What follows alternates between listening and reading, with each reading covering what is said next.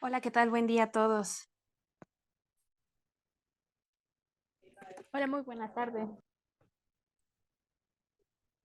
Muy bien, pues buen día para todas y todos los asistentes y participantes a este cuarto Congreso Nacional de Radios Comunitarias, Expresiones Latinoamericanas y del Caribe 2023.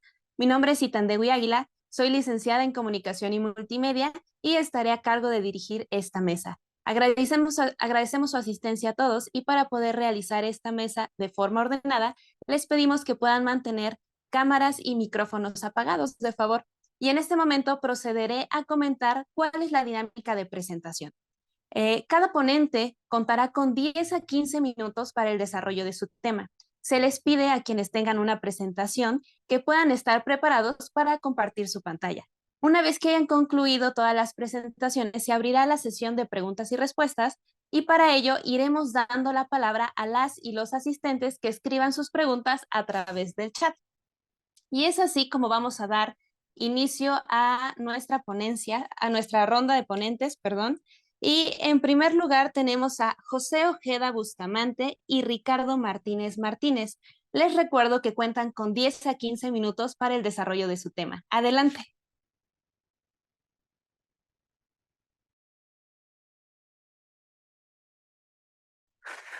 Muchas gracias. Voy a compartir pantalla.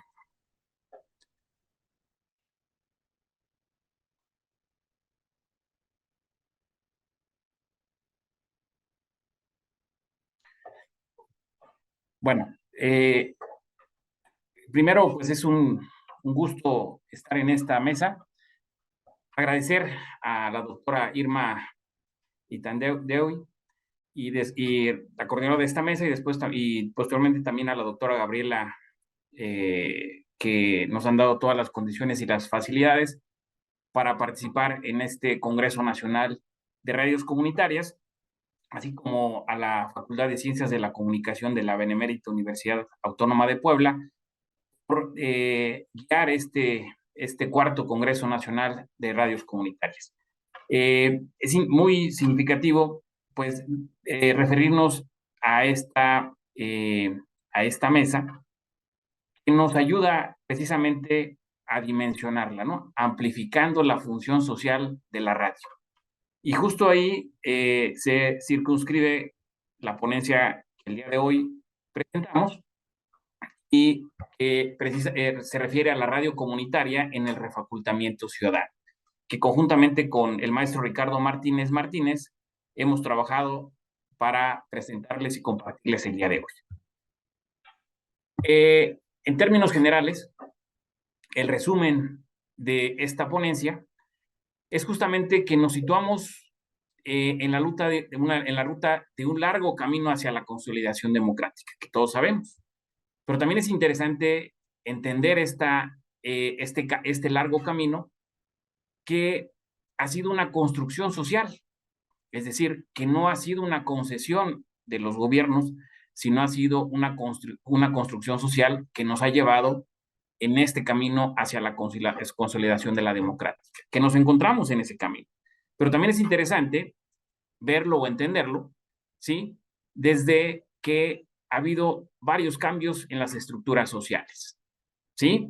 Es importante referir que lo social se ha incidido porque la democracia implica un cambio de paradigma en la identidad, lo que a su vez debe ser capaz de modificar los patrones e inercias culturales de una sociedad. También hemos aprendido, en este sentido, a prescindir en alguna medida de los oligopolios o del oligopolio de los medios de comunicación tradicionales. Y esto es fundamental porque lo que ha hecho es cambiar o romper ese monopolio, democratizar los medios, y esto es precisamente a partir del ejercicio y por nuestra injerencia en la cosa pública. Y eso es muy significativo por lo que más adelante vamos a ir viendo. Y bueno, entonces, ¿a qué nos estamos refiriendo? Precisamente que el refacultamiento de las comunidades expresadas en la inserción de un número importante de agentes privados sociales en la solución de problemas públicos. Y empezamos a caer en que las reglas del juego autoritario se han venido disolviendo en la medida que va ganando terreno las reglas del juego ciudadano. Y aquí surge la importancia de las radios comunitarias como entes ciudadanos.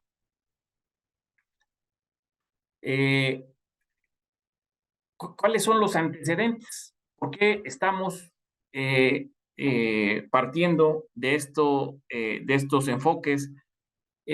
Precisamente que nadie duda que a pesar que existan enormes pendientes, los espacios de decisión han dejado de ser monopolio exclusivo de la clase política mexicana y se han convertido en espacios compartidos con amplios sectores de la sociedad civil, ¿sí? Lo anterior ha sido capaz de exhibir que los esquemas autoritarios en el ejercicio del poder ya son anacrónicos y que entonces es necesario delinear una nueva relación entre el gobierno y la sociedad, que ejerce un papel centrado en dos valores fundamentales, la parte proactiva y la corresponsabilidad. Contrario al papel de súbdito, sujeto receptor de políticas, programas y acciones de gobierno. Y pareciera que seguimos describiendo a las radios comunitarias, pero con todo este enfoque que estamos desarrollando. Transitar a una cultura política de tipo democrática, que es la primera condición planteada, que también nos conduce a la generación de entornos que permitan que que el ciudadano reivindique su papel dentro de un sistema democrático, el de soberano. Y bueno, ahora tenemos, ¿sí?, ¿qué son las radios comunitarias o cómo las entendemos a las radios comunitarias? Estamos con expertos en la praxis de las radios comunitarias. Sin embargo, de todo un concepto o de varios conceptos de los que existen, nosotros aterrizamos en uno más que nos ayuda a darle el sentido del refacultamiento ciudadano. Y entendemos, en resumen, que las radios comunitarias son un colectivo de alianzas voluntarias, de diversas expresiones de la comunidad, como es claro y contundente, sin fines de lucro, apartidistas, y cuyo principal objetivo es mejorar la comunicación comunitaria, a través de transparencia en la difusión de contenidos, al tiempo de coadyuvar en la institucionalización de mecanismos de Contraloría Social.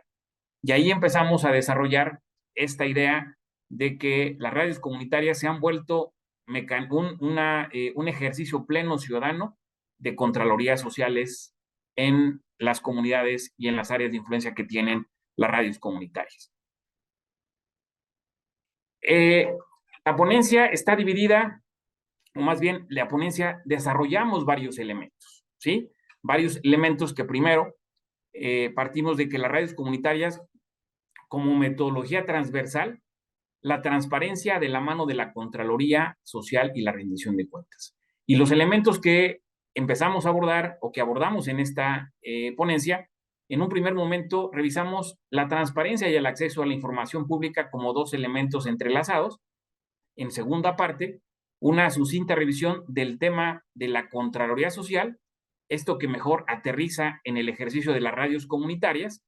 Posteriormente desarrollamos cómo funcionan las contralorías cuando son fuertes y cuando son débiles, y después abordamos ya en este ejercicio una breve historia de las radios comunitarias, con algunos ejercicios de experiencias exitosas, como precisamente ser una radio comunitaria, lo que representó el desafío de la pandemia del COVID-19, los aprendizajes de Puebla, que son muy significativos, muy representativos, a partir de lo que en la praxis ya de las radios comunitarias han ejercido, los aprendizajes de Puebla, después el acompañamiento y la corresponsabilidad social, y finalmente las radios comunitarias como un gran ejercicio de control social que refaculta a la sociedad con fuerza y contundencia.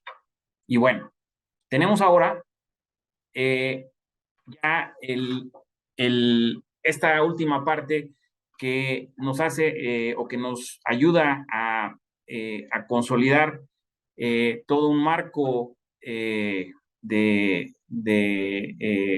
todo un marco conceptual, metodológico, que nos ayuda a entender que las radios comunitarias son ese gran ejercicio de control social que refaculta a la sociedad con fuerza y contundencia. A partir de lo que ya comentamos, el porqué de la Contraloría Social fuerte de las radios comunitarias, para recuperar y refacultar al ciudadano, y describimos estos elementos que para nuestro juicio son los más relevantes. Es decir, si utilizamos la metodología de lo que representan las Contralorías Sociales, pues vemos que las radios comunitarias cumplen, sin lugar a duda, de todos estos elementos que deberían de ejercerse.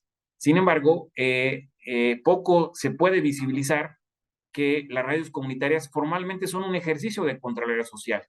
Y vamos al análisis, al detalle de por qué consideramos que a partir de formalizar los ejercicios de Contraloría Social, refacultarían a las radios comunitarias y a la ciudadanía a partir de la fuerza que tiene cada una de estas radios.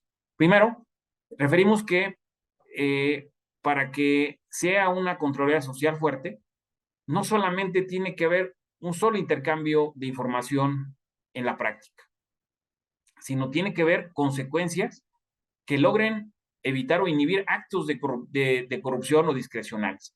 Y justamente gran parte de lo que hace las radios comunitarias es exponer en una caja de resonancia, de abrir la vitrina de las principales problemáticas que se viven en las comunidades, en los municipios, en las regiones, para que precisamente no solamente sea un intercambio de información, sino que logran empezar a generar elementos de inhibir actos de corrupción y actos discrecionales. El siguiente elemento tiene mecanismos que permita generar consecuencias. Es decir, todo esto que estoy detallando es lo que representaría la metodología de la Contraloría Social. Es decir, para que se pueda volver un mecanismo de participación ciudadana, debe de contar con ciertos elementos. Y esos son los elementos que me estoy refiriendo, que de manera contundente las radios comunitarias así lo ejercen. Y esto da, en consecuencia, este refacultamiento de que las radios comunitarias no solamente atienden a la comunidad de una manera pasiva, sino de una manera completamente activa y con toda la parte fuerte, ¿sí? Y bueno, el siguiente elemento es que tienen mecanismos que permitan generar consecuencias, que modifiquen las reglas de operación, que se generen cambios en las formas de organización de las acciones gubernamentales, pero también que exista una apertura de nueva información y muchos más otros elementos, y claramente lo cumplen las radios comunitarias. El siguiente elemento, que se requiere instrumentos específicos como lo son la autonomía y los recursos del poder. Claramente lo cumplen las radios comunitarias, que también que también tengan autonomía del agente controlador en relación al agente controlado. Claramente existe la autonomía, que sean autónomos en sus decisiones y en sus procedimientos de operación, claramente lo tienen. Que las herramientas concretas que tienen los actores sociales para vigilar y controlar, las cuales previamente requieren de tres elementos indispensables, que es la información, la capacitación y la comunicación. Claramente tienen estos elementos las radios comunitarias. El siguiente elemento son más, aquí lo resumimos, y también los desarrollamos en la ponencia, que existen dos grandes tipos de recursos del poder. Los directos, que tienen que ver con el poder de alterar el curso de acción y que se va a la primera parte, al primer elemento, y que cierra con este último elemento, que el alterar el curso de acción de decisiones y con el poder de veto. Y los indirectos, que tienden a activar los mecanismos horizontales de rendición de cuenta, es decir, claramente las radios comunitarias irrumpen en su comunidad, irrumpen en la comunidad, en los municipios, en la red de influencia, y que tienden precisamente a alterar el status quo y empiezan a generar nuevas dinámicas a partir de esta caja de resonancia que está expuesta con claramente ejercicios de control social, de transparencia y de rendición de cuentas, que con esto se refiere la última acción. Y finalmente, tenemos, ¿sí? Podemos concluir que con todo lo anterior, que para poder fortalecer el camino del refacultamiento ciudadano a través de la Contraloría Social, las radios comunitarias son tiros de precisión, ya que son una forma de participación ciudadana que vigila, monitorea y verifica la congruencia de un gobierno en lo que respecta a su discurso y sus acciones.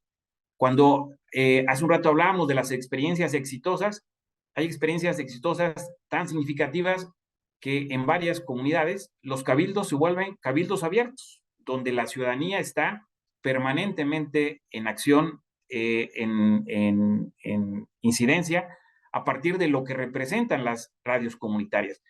A través de, o lo que representó el COVID, la pandemia, las radios comunitarias jugaron un papel súper significativo, donde al final del día, quienes lograron permear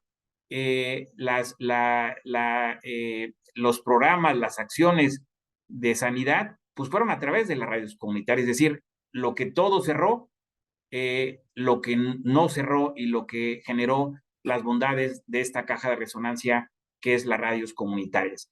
El tercer elemento para concluir, el segundo elemento para concluir, la participación ciudadana cubre varias esferas en el ejercicio de derecho a la información, la planeación, la regulación normativa, la consulta, la vigilancia, el monitoreo y finalmente la ejecución y la coadyuvancia. Es decir, cómo las esferas de la participación ciudadana están en las radios comunitarias.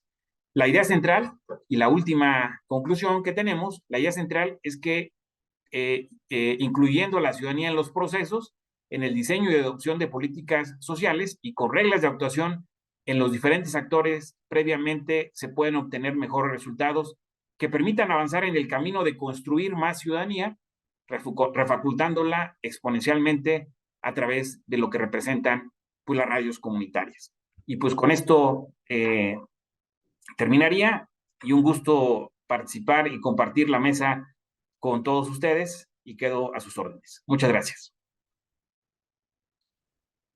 Muchísimas gracias por su exposición y pues por abrirnos también un poquito más el panorama acerca de las radios comunitarias y pues su ejercicio de Contraloría Social, ¿verdad? Muchísimas gracias. Vamos a dar el tiempo a nuestro siguiente ponente, que es Aleida Rueda y Carlos Sánchez. De igual manera, les recordamos, cuentan con 10 a 15 minutos para el desarrollo de su ponencia. Es su tiempo. Muchas gracias. Estamos intentando compartir pantalla, pero no nos da esa opción. ¿Nos pueden dar la posibilidad de compartir pantalla, por favor?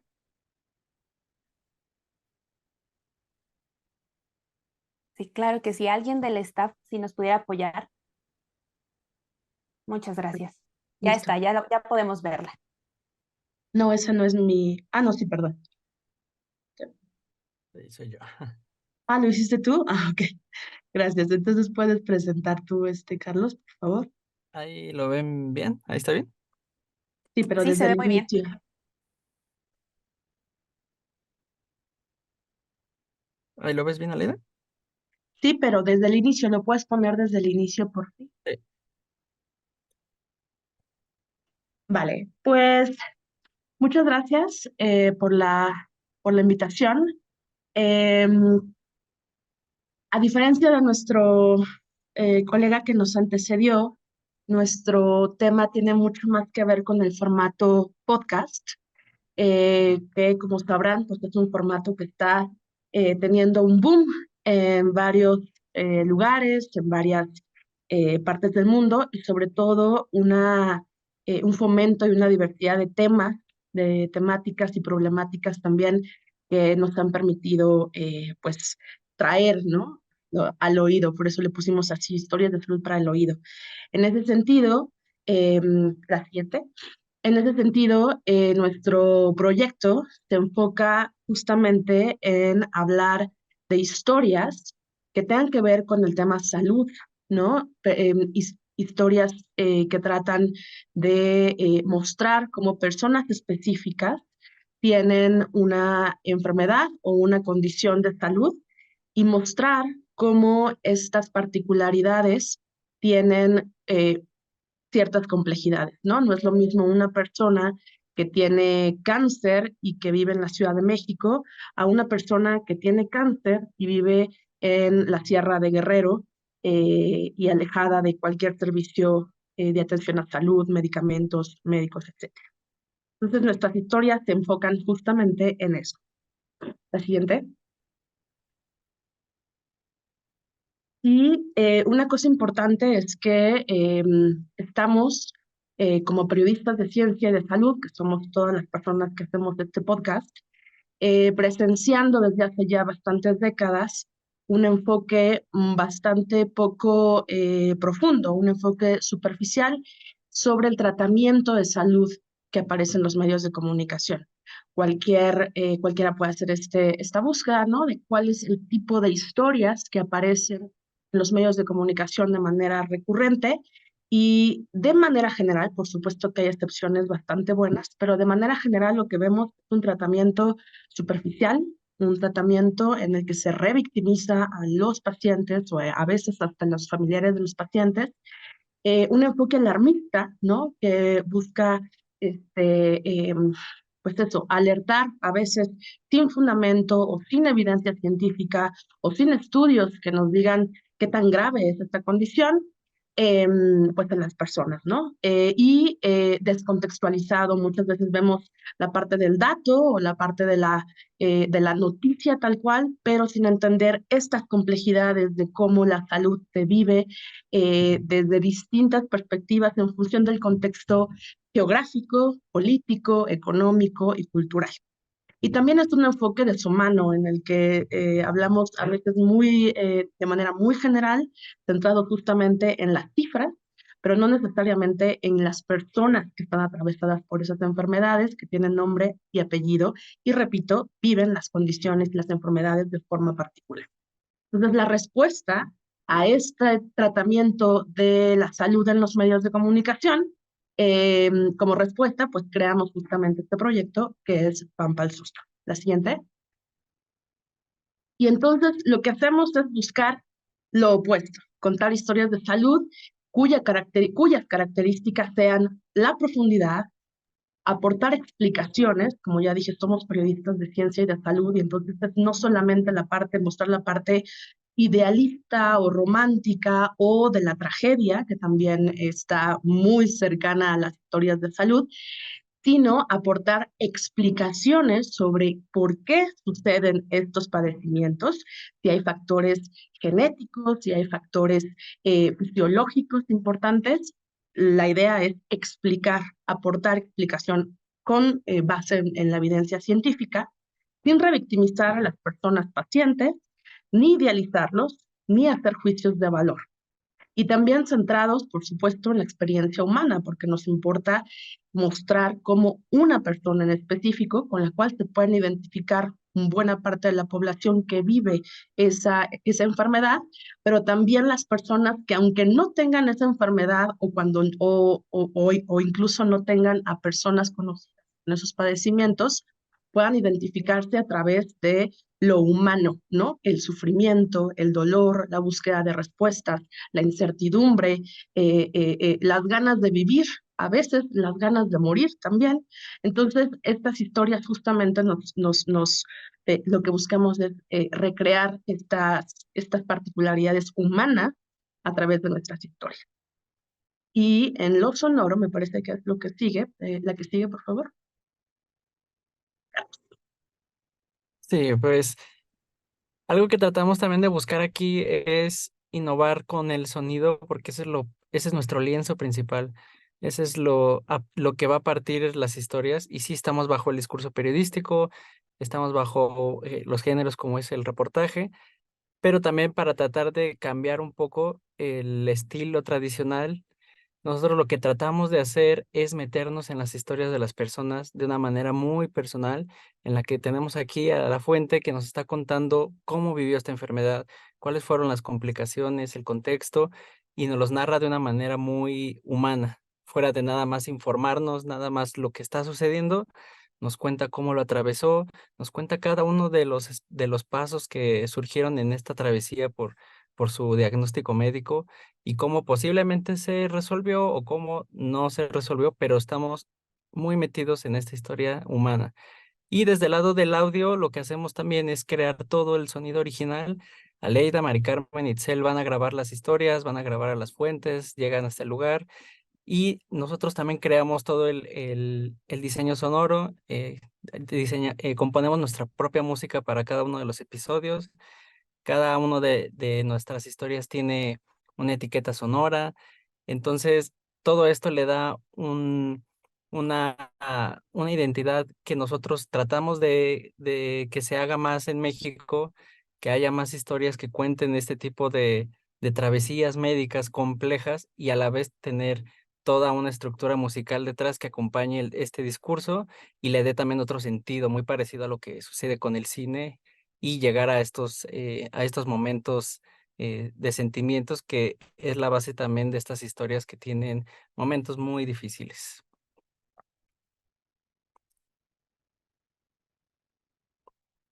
Bueno, esto ya lo dije, somos un equipo de periodistas de ciencia y de salud que nos enfocamos mucho en la parte humana, pero sobre todo en aportar explicaciones, ¿no? Aportar explicaciones, evidencia empírica, datos y pues todo lo que nos ofrece la investigación científica para desmitificar muchas de las creencias que se tienen sobre la salud, la enfermedad y sus posibles tratamientos. En todos los episodios hay digamos, un mensaje, ¿no? En el sentido de qué es lo que se, se piensa, se cree sobre estas enfermedades, ciertos juicios o ciertos mitos sobre ciertas enfermedades y qué dice la ciencia o el sustento científico al respecto. Sin que eso sea una valoración absoluta respecto a a la ciencia sobre el conocimiento de las personas y los pacientes, la experiencia de las personas y los pacientes, pero sí aportando información más clara y rigurosa sobre lo que se piensa de estas enfermedades. La siguiente. Y bueno, cuando nos hicieron la invitación para participar en este evento, nos hicieron énfasis en que habláramos de este episodio particular, porque no solamente es uno de los episodios pues más eh, complejos en el sentido de que es un tema muy poco visible, muy poco abordado por los medios de comunicación, sino porque además tuvimos la oportunidad de ganar un premio nacional de periodismo justamente por este episodio. Entonces, la que sigue. Este episodio básicamente trata sobre una persona en discapacidad, con discapacidad, que tiene un deseo sexual, ¿no? Un deseo por tener una vida sexual plena.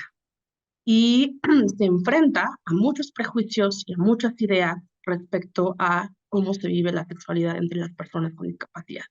Una de las más importantes es que las personas con discapacidad son vistos como angelitos, como niños eternos, que no tienen interés en el sexo y que por lo tanto no son dignos de ser, digamos, no solamente puestos, ¿no? O sea, visible ese discurso, sino la parte médica y de fisioterapeutas, que son las personas que podrían ayudarles a tener acceso a sentir, ¿no? A tener mayor placer sexual, pues simplemente no lo hacen, ¿no? Hablamos de fisioterapeutas, hablamos de médicos, de profesionales de la salud, para quienes este tema es invisible o no es tratado, no es ni siquiera parte de las carreras médicas, ¿no? Ni de fisioterapia, ni de fisioterapia.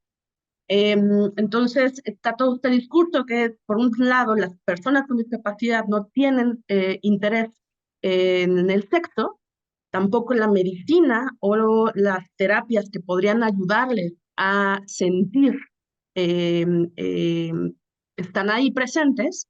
Entonces hay un discurso de, pues, échale ganas, ¿no? Un discurso mucho más superficial en el sentido de decirles, pues, no tiene que ver con tu cuerpo, tiene que ver con lo que piensas, ¿no? Y justamente en este episodio exploramos lo contrario, o sea, sí hay una cuestión mental, digamos, en el que las personas necesitan explicar qué sienten, pero también hay un problema del cuerpo en sí mismo, ¿no? Una persona con discapacidad, especialmente con las discapacidades que estamos hablando en el episodio, son personas que perdieron la capacidad de sentir y especialmente en el caso de las mujeres hay una parte que es el piso pélvico que se daña y entonces las personas terapeutas no están abordando esta parte del cuerpo que es tan esencial para ayudarles a sentir.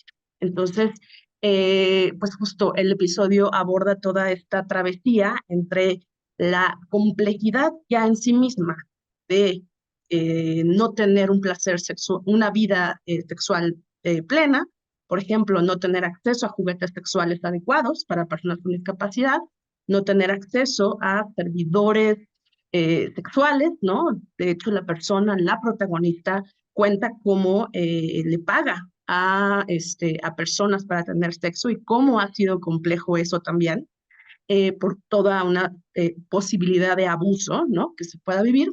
Y por otro lado, en la parte médica, con todo lo que falta hacer para que se ofrezcan este tipo de tratamientos y ciencia, evidencia científica para entender qué es lo que le pasa al cuerpo en discapacidad y qué se puede hacer, cómo se puede tratar para que esas personas accedan a una mejor calidad de vida sexual. ¿La siguiente? Entonces, bueno, lo importante aquí, lo esencial, no les queremos contar todo el episodio porque nos gustaría que lo escucharan, pero la idea es que urge visibilizar la vida sexual de las personas con discapacidad, especialmente entre las mujeres, porque se requieren profesionales, se requiere investigación y se requiere sobre todo un Estado que garantice una vida sexual plena para las personas con discapacidad.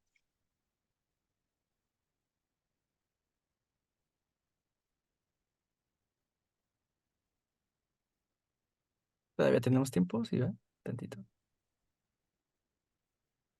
Sí, ¿quieres decir lo último sobre este episodio, de la parte sonora, Carlos? Sí, sí, sí. Este episodio tiene, como es un tema que comúnmente en medios de comunicación, si es que se toca, está orientado musicalmente o sonoramente de una manera bastante errónea porque utilizan sonidos que hacen muy dramáticos las historias, que le dan una importancia a momentos en los que no son necesarios y que revictimizan a las personas. Y lo que tratamos de hacer en este episodio es mantener instrumentos de música muy sencillos, que utilizamos un piano casi para todo este episodio, pero que a través de los tonos fue llevando todo lo contrario, en que en momentos muy difíciles no entusiasmamos al oído con unas notas gigantes y que unos brincos para darle sentimiento a la audiencia, sino acompañar la historia con un piano que va llevando los momentos difíciles con casi nada de sonido musical y más bien las narraciones más neutrales las empezamos a llevar ya con un poco más de música y llevándolas también a los puntos de tensión, a los puntos más tranquilos, pero todo está muy estructurado también de manera en la que podamos contribuir a no generar un producto que sea demasiado revictimizante y sobre todo en estos temas que son tan delicados. Ya lo pueden escuchar, les recomiendo ponerse audífonos para escuchar este episodio y que lo disfruten mucho.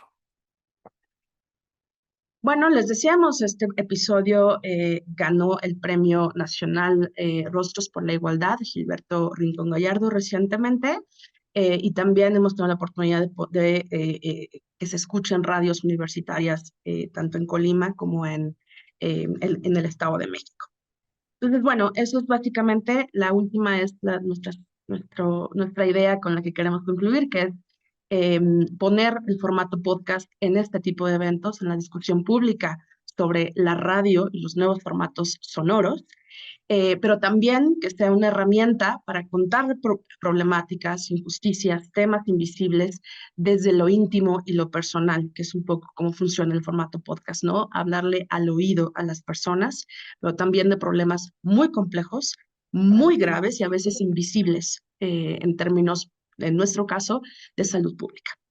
Y nada, cerramos con una invitación a que lo escuchen. Se llama Pampa al Susto, está en Spotify y en todas las plataformas de podcast. Muchas gracias. Muchas gracias.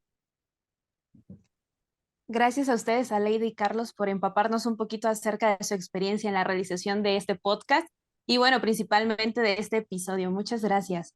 Es momento de cederle el turno a Omar Saldaña Medrano para que de igual manera pueda compartirnos su ponencia. Nuevamente recuerdo 10 a 15 minutos para el desarrollo del tema. Es su tiempo. Muchas gracias, licenciada.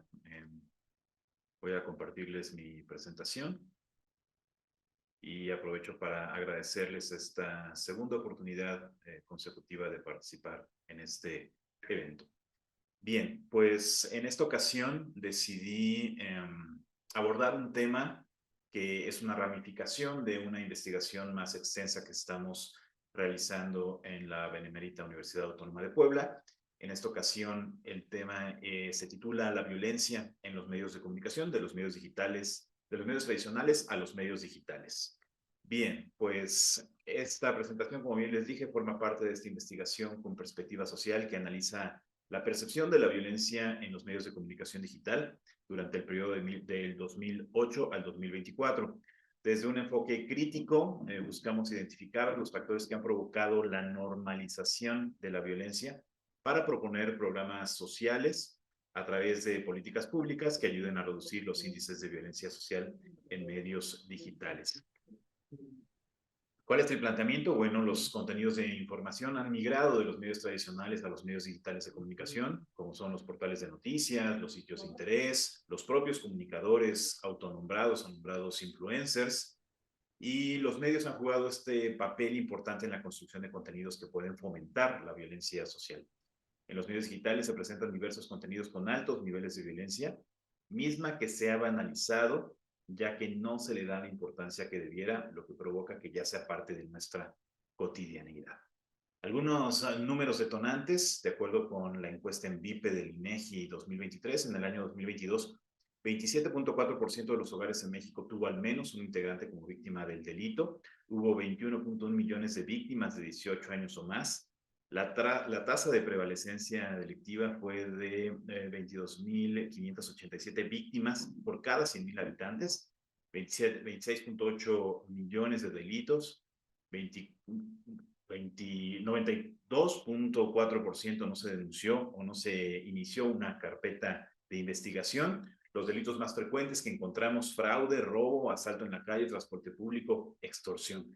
De acuerdo con datos de la OCDE, en el 2023, el 42% de los mexicanos se sienten seguros al caminar solos por la noche. Esto es equivalente a la tasa más baja, cifra muy por debajo del promedio mundial, que equivale al 74%. ¿Cuál es la importancia? Bueno, de acuerdo con estos datos del INEGI y la OCDE, en los últimos tiempos se ha presentado un incremento en la percepción de la violencia, misma que se refleja en los medios de comunicación tradicionales y digitales, de forma desmedida y descontrolada, generando una normalización alarmante que debe ser atendida, pero sobre todo que debe ser regulada. ¿Qué es la violencia social? Bueno, el problema de la violencia social se puede abordar desde diversas perspectivas, pero es evidente que existe una pérdida de valores cívicos y éticos como respeto, empatía, solidaridad, tolerancia, paciencia, gratitud, incluso humildad, aunada a situaciones como la desintegración familiar, los conflictos de género, la delincuencia, el crimen organizado, el desempleo y la migración, entre otros, todos ellos, bueno, detonantes de esta violencia en distintas formas. Diversos autores definen la violencia, todos coinciden en que se caracteriza por el uso inadecuado del poder que ejercen unas personas sobre otras o por la posibilidad de causar daño. Me gusta mucho esta definición de Lawrence, que dice que la violencia es todo género de acciones que resulten o sean intentadas para provocar un serio perjuicio para la vida o sus condiciones materiales. Tipologías de la violencia: encontramos la violencia física, donde te causa un daño al otro; violencia sexual, por supuesto, en todas sus diversidades; la violencia de género, que está en boga en nuestros días; y por supuesto la violencia extrema, ¿no? La pandillera, la organizada, la que implica agresiones con armas. Violencia y los medios de comunicación. Algunos estudios. Un estudio de consumo cultural de los habitantes de la Ciudad de México, hecho por el periódico Reforma en el año de 1998, decía que el 91% de la violencia en televisión era una influencia negativa. 7 de cada 10 afirmaban que era una influencia en la conducta de los niños y los jóvenes. En España, por ejemplo, en el año 2012, en un estudio de exposición a contenidos violentos en línea, demostró que el 24% de los adolescentes accedían a páginas con contenidos de peleas, palizas o ridiculización. El 22% accedían a páginas con racismo e intolerancia religiosa y 11% promovían el suicidio. Análisis de contenido para los adolescentes en YouTube en 2018, 20% relacionados con acoso, de los cuales 26 eran creados por los propios adolescentes. Algunas teorías brevemente para contextualizar esta relación entre los medios de comunicación y la violencia. La teoría de la aguja hipodérmica, que es acreditada a Laswell en el año 1927 y que estudia los efectos de la propaganda durante la década de los años 20 a los 30. Tiene una visión conductista, ya que es estímulo-respuesta, en donde se considera el sujeto aislado física y formalmente de la sociedad de masas. Esta propaganda permite conseguir la adhesión de los ciudadanos a planes netamente políticos sin recurrir a una violencia explícita, sino mediante la manipulación. Bueno, esta teoría tiene diferentes detractores. Hay quienes dicen que el mensaje no se inyecta literalmente a los individuos, sino que existen factores como son sociales, factores sociales, económicos, académicos, psicológicos que generan esta reacción al estímulo y que no sea necesariamente inmediata, ¿no? Algunos dicen que, bueno, esta teoría de la aguja hipodérmica no es como tal una teoría, ya que nunca fue sostenida como tal. Bien, la teoría de los efectos limitados. Esta es de Lazarsfeld, muchos de ustedes la conocerán, del año 1948. Esta hace estudios sobre los procesos selectivos en campañas políticas y comerciales. Aquí los sujetos, más que influidos por los medios, lo están por acciones discriminatorias de sus líderes. Los medios solo tienen efectos parciales en el reforzamiento de opiniones preexistentes a la persuasión. Tenemos el constructivismo social, que bueno, también se origina por autores sociales, de contextos sociales y psicológicos como Vygotsky, como Piaget. En ella, ya aplicada a la comunicación, se describe la relación entre los medios y receptores, combinando elementos de los efectos fuertes y limitados con los medios de comunicación. Aquí lo que sucede es que los medios de comunicación tienen un fuerte impacto construyendo la realidad social, es decir, enmarcando imágenes de la realidad de una manera predecible y modelada. A partir de ese planteamiento, la investigación de los efectos tendió a focalizarse en el análisis sobre cómo los sujetos construyen su realidad a través de las interacciones con los medios. Y esta, mi favorita y más reciente, reciente de los años 70, es la teoría del cultivo de George Hefner, donde analizan los posibles efectos que la televisión podía tener sobre los espectadores. Esta profundiza en el impacto de los contenidos violentos que se presentan en los medios de comunicación. Hefner utiliza un término que se llama el síndrome del mundo hostil, al hablar de esos medios que buscan transformar, mantener o transferir símbolos culturales. Esta teoría concluye que una exposición intensa a los contenidos de los medios de comunicación puede implementar gradualmente actitudes de violencia. Algunos autores que hablan sobre la violencia en medios tradicionales, Casas, por ejemplo, plantea que las personas pueden aprender conductas agresivas al estar expuestas a contenidos violentos. Ella afirma que existen teorías genéricas en relación a la percepción y a los medios de comunicación que establecen esta diferencia en la percepción selectiva que depende de factores como edad, sexo, relaciones sociales, influencia de líderes de opinión, etc. Algunos otros, como Anderson, que afirma que las acciones violentas son el resultado rara vez son el resultado de una sola causa, sino de múltiples factores, como lo veíamos antes. Y bueno, Westman, que nos dice que la televisión proporciona personajes violentos con los que los niños se identifican y quienes aprenden estrategias agresivas para la solución de conflictos. Por tanto, bueno, encontramos que la exposición a contenidos donde personajes violentos resuelven conflictos interpersonales de manera agresiva puede llevar a las personas a guardar en su memoria soluciones agresivas. Existe una banalización del crimen y de la violencia, creando un efecto desestabilizador de la audiencia frente a sucesos como la muerte, y donde se modelan conductas hostiles que son incorporadas a la vida cotidiana. Ya contextualizando en los medios digitales, recordemos qué entendemos por medios digitales: redes sociales, por supuesto, blogs, microblogs, streaming, wikis, podcasts, que sobre todo yo creo que nos interesa a nosotros en este contexto de las radios comunitarias y lo que podemos hacer desde nuestros hogares con algo muy sencillo. ¿Cómo es la violencia en los medios digitales? ¿Cómo se presenta? Se presenta por medio de acceso o control no autorizado, por medio de manipulación de información, por medio de suplantación o robo de identidad, por medio de monitoreos, de acechos, de hostigamientos, por medio de expresiones discriminatorias, por ciberacoso y amenazas, por difusión de información personal o íntima, por desprestigio, extorsión, afectaciones a canales de expresión y, por supuesto, por omisiones de actores con poder regulatorio. Todo esto se puede concentrar en tipos de violencia como es violencia de género, violencia política, falta de respeto a los pueblos originarios, falta de inclusión a personas con discapacidades y, por supuesto, falta de responsabilidad social. ¿Cuáles serían las recomendaciones entonces para nosotros como comunicadores, nosotros que estamos detrás de un micrófono? Bueno, por supuesto, replicar las buenas prácticas, ¿no? Ver lo que se está haciendo en otras instancias, en otros estados, en otros países, qué es lo que hacen otros comunicadores que podamos replicar y que de alguna forma vaya en pro de esta cívica y buena ética.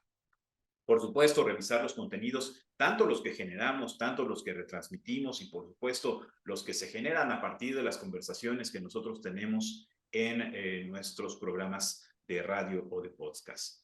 Siempre con un lenguaje de respeto ante nosotros, ante nuestro par, ante nuestras audiencias y, por supuesto, evitar la revictimización, ¿no? Ya cuando se genera un tema en el que se crea un ambiente o un incidente, lo que peor que podríamos hacer es volver a hacer que la víctima lo viva, ¿no? Elaborar planes de contención y de manejo de crisis en nuestros medios, en nuestro medio de comunicación, qué hacer ante un atentado como tal en el cual podamos sufrir algún tipo de agresión, estar preparados, quién va a responder, quién va a hablar, cómo lo vamos a manejar, qué vamos a decir y qué soluciones podemos brindar. Denunciar, por supuesto, situaciones, denunciar usuarios, denunciar instituciones que no estén cumpliendo con los códigos o con los reglamentos, ¿no? Y, por supuesto, acudir a instancias correspondientes, autoridades institucionales, gubernamentales. Será la mejor forma en la que nosotros podamos ofrecer soluciones que sean de calidad.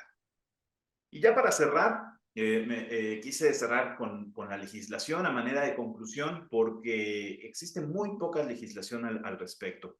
Por supuesto, nos debemos apegar a la Ley Federal de Radio y Televisión del año de 1960, más de 50 años, que señala que compete a la Secretaría de Gobernación vigilar que las transmisiones de radio y televisión se mantengan dentro de los límites del respeto a la vida privada, a la dignidad personal y a la moral, y no ataquen los derechos de terceros ni provoquen la comisión de algún delito o perturben el orden o la paz públicos. Por supuesto, creo que todos estamos enterados de que esto no se lleva a cabo y si se transgrede, entonces es más fácil pagar una multa que dar por terminado el ciclo de algún medio que haya cometido una omisión en esta ley.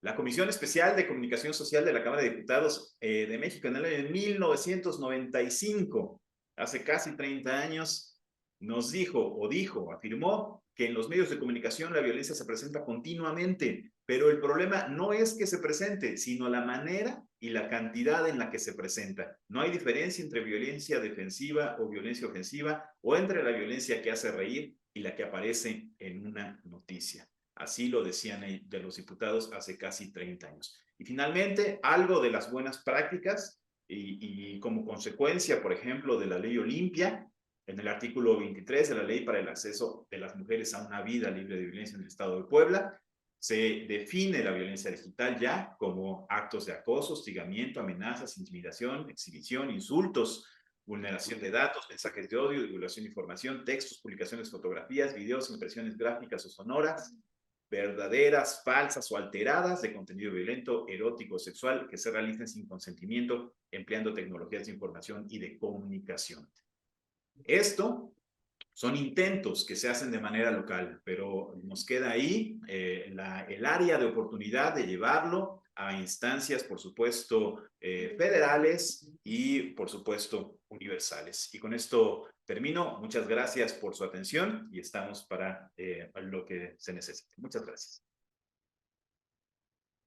Gracias a ti, Omar, por abrirnos el panorama a estas pues cifras tan preocupantes, tan tristes acerca de la violencia a los periodistas y a los medios de comunicaciones. Muchas gracias.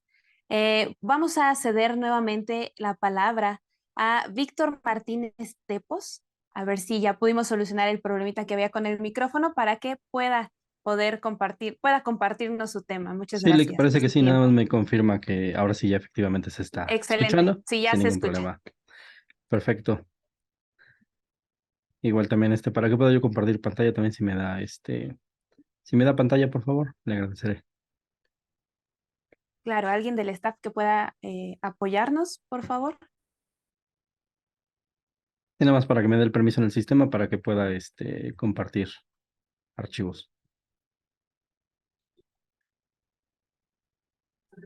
¿Me puede confirmar si ya puede? Déjeme ver. Me confirma que sí lo puede visualizar, por favor, y más No que se puede ver. sí. Correcto, ya se puede ver, sí. Perfecto, muchísimas gracias. Gracias a ustedes, gracias al Congreso Nacional también por la invitación. Mi nombre es David Martínez de Atmósfera Radio 105, con el tema radio empresarial con importancia social. Realmente cuando se trata de la creación de nuevas estaciones de radio, tanto por internet como radios comerciales, así como radios comunitarias, pues siempre hay que enfrentar ciertos problemas, ciertas necesidades que hay que detectar. Y eso pues lo realizo y lo realizamos a través de un estudio socioeconómico, a través de un estudio social y a través de un estudio radial, donde también se analizan las necesidades, las problemáticas que tienen las diferentes comunidades, sociedades o grupos sociales. Dentro de esas creaciones de estaciones de radio, pues, realmente es detectar las necesidades primarias que tal vez tienen las sociedades. Por ejemplo, podemos encontrar como una falta de un sistema de comunicación social local que realmente permita el que la información se difunda de una forma clara, rápida, expedita, realmente el que la comunicación no tenga filtros tanto con las autoridades, que realmente esa información pueda fluir de forma inmediata, tal y como lo hacemos tal vez de vivo voz, tanto en calle, tanto en las escuelas, tanto en la educación. Realmente lo que se busca aquí con esta creación de estas radios es que ya no se existan estos filtros tanto con las autoridades que a veces permean y a veces impiden en que la información pueda fluir de una forma muy rápida. También asimismo también se crea la parte de la difusión de la información, que se busquen nuevas formas de cómo hacer llegar la información tanto a las comunidades, a las empresas en este caso, que es el tema que también yo les traigo este día, de cómo también las empresas, a pesar de que tienen ya una estructura completamente establecida, a pesar de que tienen una formalidad en su sistema de difusión, en la forma en cómo llegan e informan a los trabajadores, realmente también tienen una problemática también de cómo llega la información a ellos.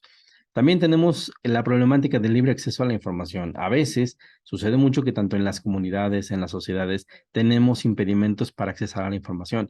A pesar de que la propia ley del IFAI nos permite el poder accesar libremente a ella, realmente en la práctica tenemos realmente muchísimos problemas con ello y en la parte de las empresas también, porque a veces tanto trabajadores, tanto empleados, tanto empleadores, en las comunidades o sociedades, tanto digamos la sociedad civil, inclusive profesionistas, inclusive estudiantes, en este caso a todos los estudiantes que nos escuchan el día de hoy, también hay mucho problema también para poder accesar a dicha información. También un poco de esas necesidades, pues es la falta de integración, sobre todo de las comunidades para poderse integrar a las nuevas radios, la poca participación, a lo mejor el poco interés, a lo mejor la poca motivación que existe por parte del gobierno estatal, en este caso también de las empresas, pues también la poca falta de participación que existe en ellas.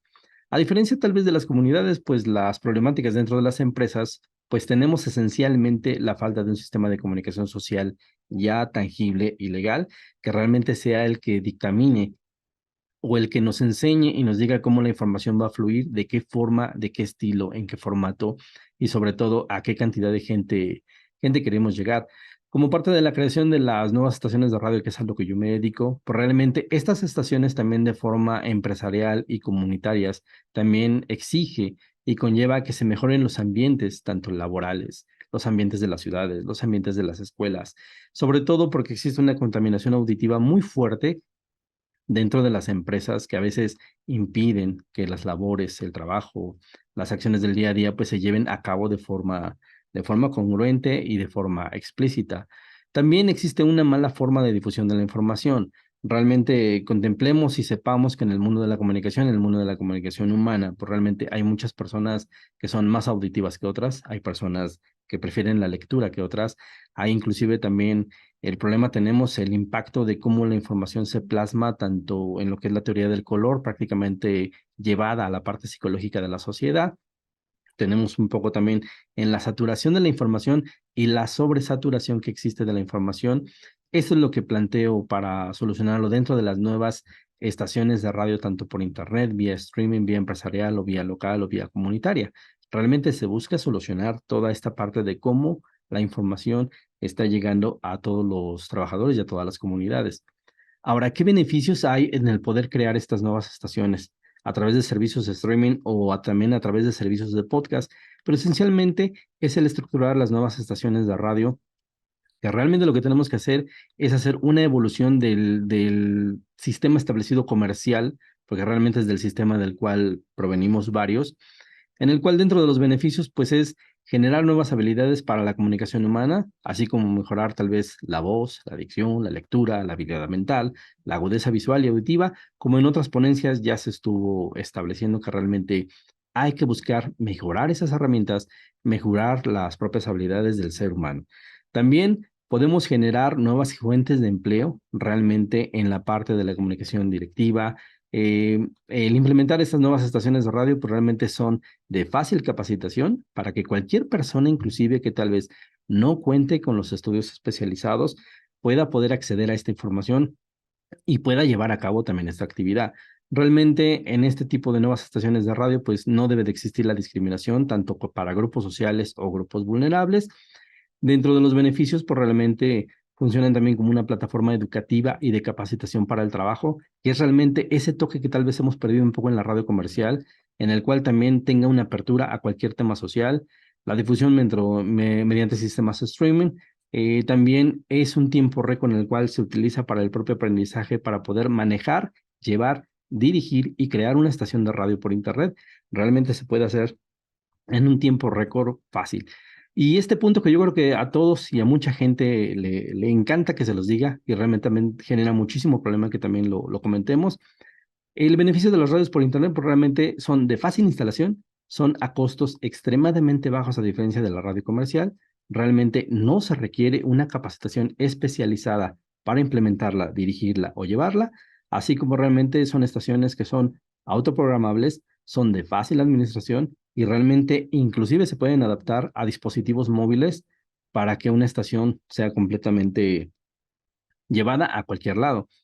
Ahora, ¿cuáles son los beneficios de estas estaciones? Y realmente siempre el factor humano y el factor social siempre va a ser la herramienta principal de las estaciones de radio, como siempre creo que lo hemos aseverado, la radio comercial.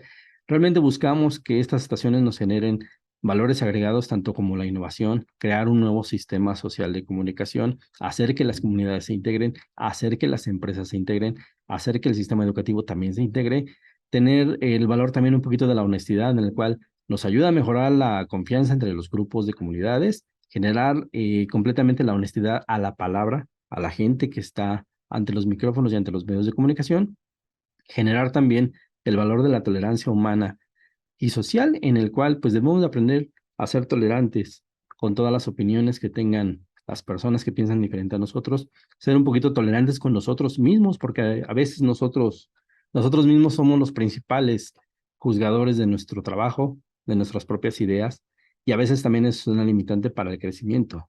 Realmente podemos generar un poco la comunicación también asertiva, darle el valor a esa comunicación para que sea de fácil acceso a todos. El integrar también a todas las sociedades, a todos los grupos sociales, el que sepamos que no solamente la radio por internet debe de funcionar o ser utilitaria para una sola persona, y realmente el poder generar y tener el factor del valor de la libertad de expresión. El que podamos ser libres y sentirnos libres de poder expresar cualquier idea, sentimiento, pensamiento, que realmente no sintamos una represión tanto social, política o de cualquier índole, que realmente podamos saber que todas las personas tienen la libertad de poder hacer este trabajo.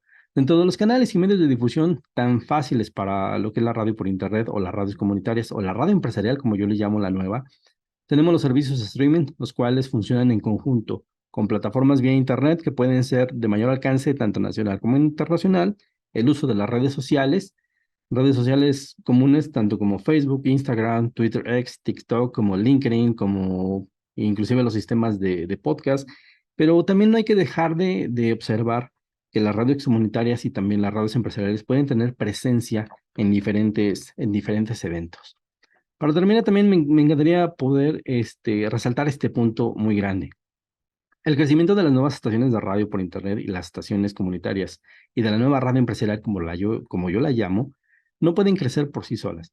Necesitan trabajar en conjunto con organismos sociales, dependencias públicas, colegios, grupos sociales y sobre todo con la sociedad civil, que es la más importante, para que juntos complementen por crear mejores contenidos y ayudar en el crecimiento de las sociedades, comunidades y empresas.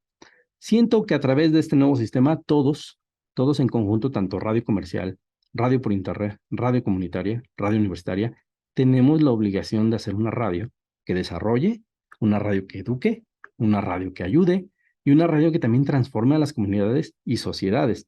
Y solamente así dejaremos de ser solo entretenedores. Les agradezco muchísimo. Les dejo también estas redes sociales para toda la gente que guste poder contactar y poder tener tanto asesorías para la creación de nuevas estaciones de radio, talleres, implementación de programas y lo que necesiten. Licenciada Ethan Dave, muchísimas gracias. Gracias a ti, Víctor. Agradecemos también, pues, el compartirnos cuáles son algunas de las problemáticas y también algunos de los beneficios de la radio por Internet. Muchas gracias. Solamente antes de poder pasar a nuestra ronda de preguntas y comentarios, me gustaría confirmar si llegaron algunos de estos ponentes. ¿Se encuentra Elvia Cruz López? Ok. Y Anatolio Vázquez García y Laura de León Montesinos. ¿Está alguno de ustedes por acá? Correcto. Pues muchas gracias a las y los ponentes, pues por este tiempo que nos han brindado. A continuación daremos paso a la ronda de preguntas y comentarios, por lo cual les pedimos que puedan escribirlas a través del chat o bien levantar la mano para que podamos cederles el micrófono. Les pedimos ser breves para que dé tiempo de desahogar todas las dudas o los comentarios que haya. Estas preguntas, solamente para recalcar, estas preguntas pueden hacerla incluso entre los mismos ponentes, si gustan como saber más acerca de alguno de los temas que expusieron. Es perfecto. Entonces, estamos a la espera de sus preguntas para poderles ceder el micrófono.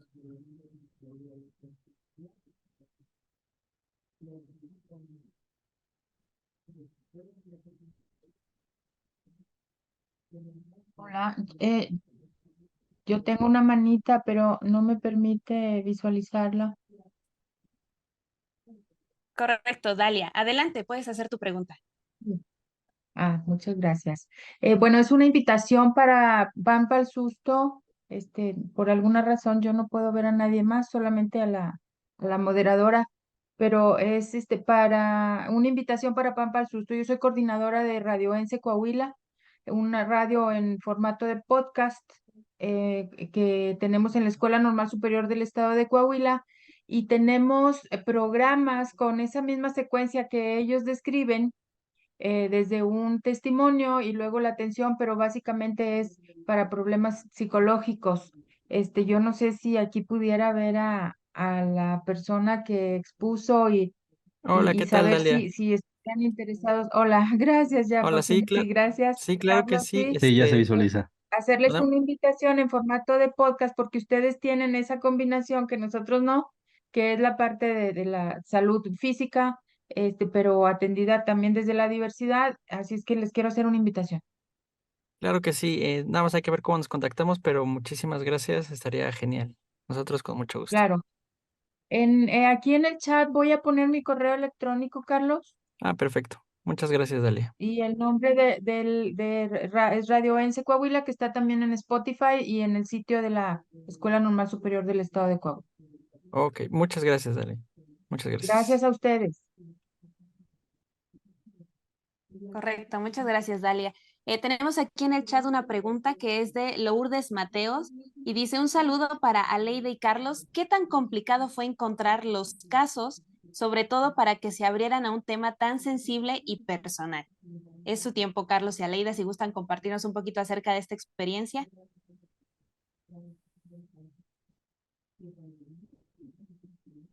Está apagado el micrófono. Ahí está ya. Sí, gracias.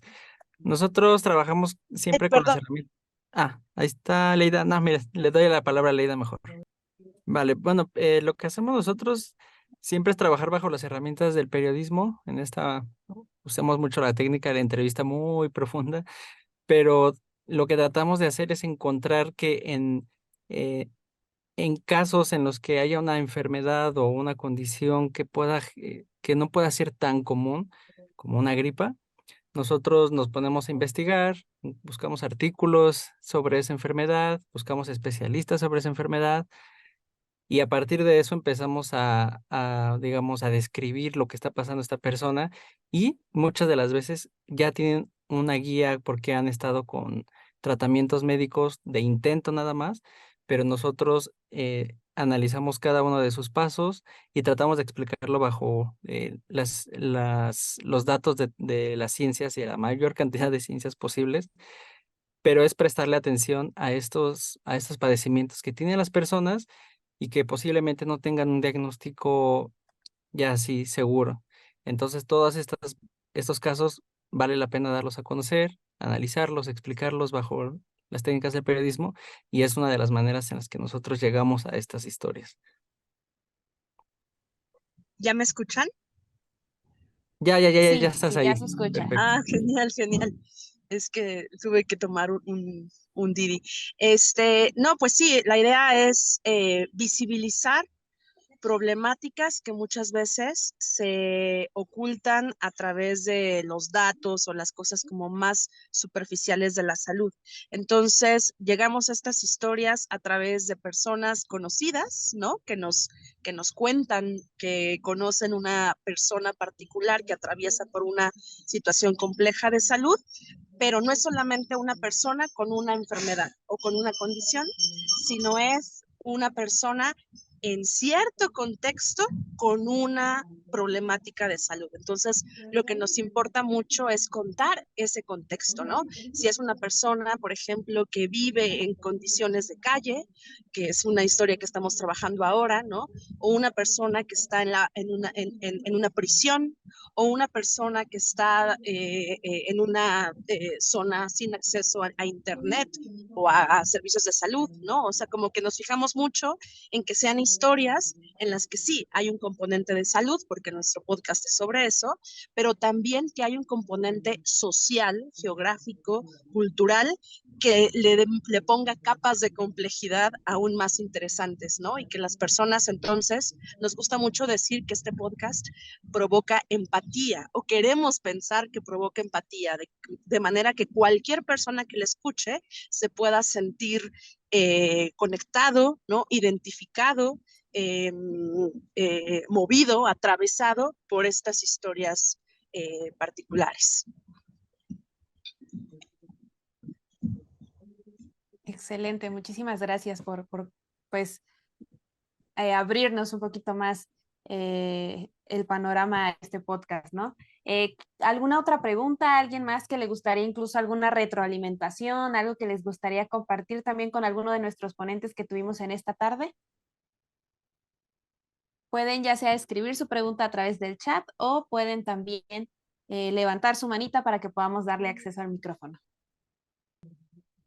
Bueno, en lo que alguien más se anima a poder hacer alguna pregunta, algún comentario.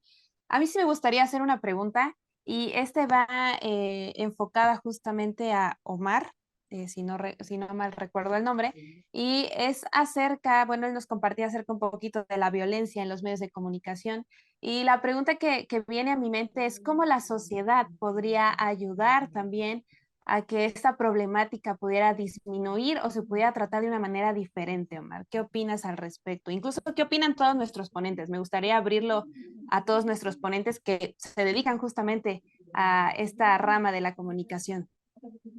Gracias, licenciada. Muy interesante la pregunta porque corresponde más, considero, un tema de gobernanza en el que influyen diversas áreas, diversas instituciones, diversos agentes por supuesto, que son las autoridades o las que de alguna forma pueden realizar algo en ciertos niveles. Por supuesto, podemos ir de lo particular, es decir, desde el hogar, desde la familia, desde nuestra comunidad, desde nuestra vecindad, partiendo un poco más hacia nuevas formas, nuevas buenas prácticas que podríamos tomar en cuenta nosotros como comunidad. Pero por supuesto también las instancias, las autoridades, las instancias gubernamentales, la iniciativa privada, las organizaciones no gubernamentales son las que tienen la fuerza, la que tienen, digamos, el músculo para poder actuar y para